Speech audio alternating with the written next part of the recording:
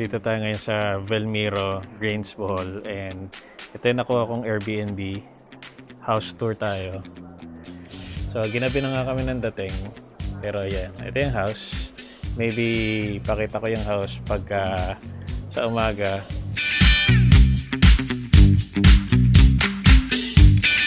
Simple lang siya, up and down. So, pasok tayo.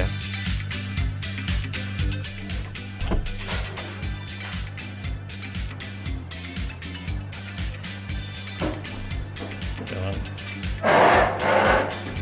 pagpasok mo, sala, and may TV dito, meron siyang aircon, then dito, toilet and bath, simple lang, malinis, bago.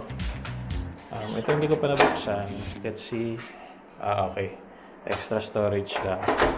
Then meron siya ditong 4-seater dining table. Yan. Mama preparing for dinner. So, dito naman yung kitchen. So, may ref, may induction cooker, may rice cooker, may oven, then may sink dito. Then, meron silang complimentary na mineral water.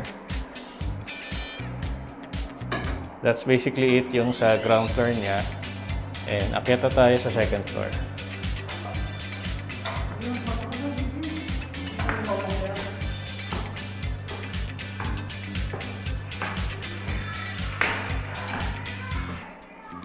So dito sa second floor, dito yung CR, toilet and bath, naliligo ng sister ko.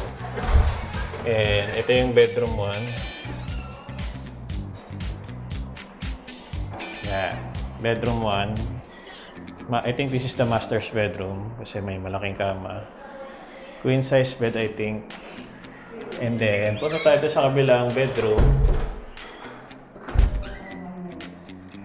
This is the other bedroom. Both may aircon. May double deck and then naglatag na lang ng isang mattress dito sa baba. So, pwede matulog dito ilang tao.